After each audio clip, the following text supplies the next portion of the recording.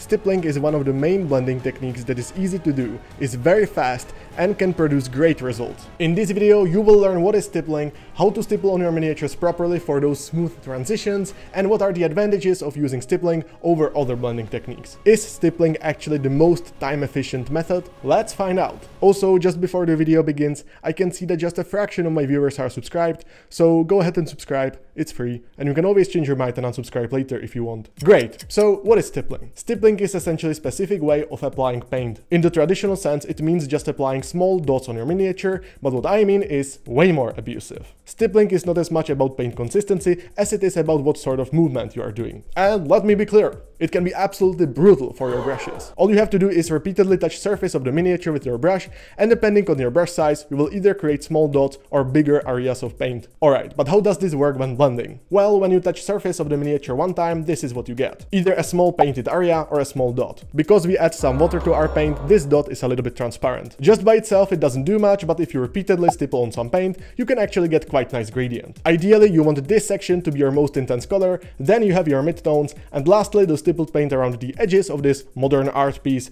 are close to the color of your previous layer. Now if we zoom out, you can see that we get somewhat of a smooth gradient. Do you know what's the best part about stippling? You can paint everything! And when I mean everything, I mean everything! You can paint leather, you can paint skin tones, you can paint armor, you can paint non-metallic metal, and if you want to be real f***ing gangster, you can stipple on some glow effect too! Using this technique, you are pretty much combining speed of dry brushing and accuracy of layering. This is also one of the reasons why stippling could be considered controlled dry brushing or overbrushing as some people call it. But unlike when dry brushing, you can definitely thin down your paint a lot to achieve quite smooth finish. If you don't add as much water, you might be a little bit faster, but you create texture, which might be useful when painting something like leather or used fabric, but not as much when painting shiny new armor. Either way, even if you thin down your paint, you will most likely not get as smooth of a gradient that you would get when glazing. But, and this is important, the same thing that you would paint by glazing in 5 to 10 hours, you can stipple in 30 minutes to 1 hour. Now, as always, when you are testing anything, you can just take a spare base and try it there. There are actually two ways of doing this. You can either start with your base coat and just build the gradient from there, which is exactly what was going on in this graphic, or you can put down a layer of your most intense color first and stipple on the midtones. Right now you can see that there is a black rectangle in the middle, which is stippled in around it. Zooming out, it creates a gradient. You could even stack multiple midtones on top of each other before stippling over transitions. Just remember that if the colors that you are trying to blend are close to each other on the color wheel, it will be easier for you. Like this, you have much better control than over wet blending, but you are way faster than if you were glazing 1055 times. If you think that painting bases is pretty cringe, bruh, let's look how we can apply this on some miniatures. I am taking this Space Marine Librarian to demonstrate it. Everything that has been painted so far has been just base coated and stippled on. I am using Contour Blue to paint his armor and just adding white to create some volume. As I already said, you can either stipple on the entirety of the volume, or you can start with the most intense layer and stipple on the transition. Either way, I'm mixing my Contour Blue with white on my wet palette, and if I am progressively building the volume, I am just stippling lighter and lighter midtones until I reach the final color. Great thing about this is that if you feel like you stippled on too much of the light paint,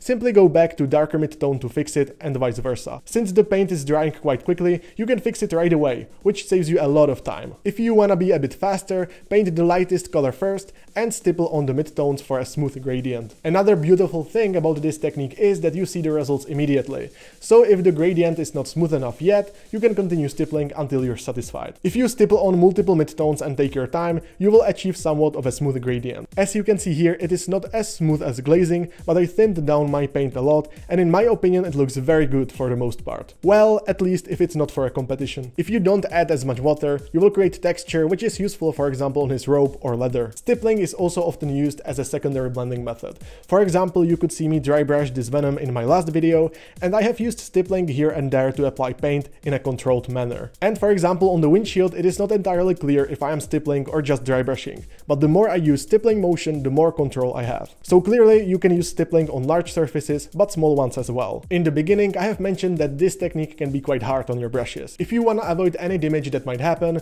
you can either use dedicated makeup / dry brushes for larger miniatures or synthetic brushes. Personally, I am still using my precise brushes for small miniatures, but I am just being really careful. But if you have some of those precise brushes that have already been through their better days, you can use those as well. Stippling might seem to be very very basic painting technique, and it is, but once you get used to it, you will see that it provides great results in very short period of time. But if you have any question about it, you can leave it down in the comment section and I will try to answer it. If you find this video helpful and you wanna see more, definitely subscribe to my channel so you will know when the next video comes. And lastly, if you want to help others get better at painting miniatures, definitely give this video a thumbs up so that way YouTube gods will know that they should take this video and recommend it to them. And see you guys in the next one. Bye!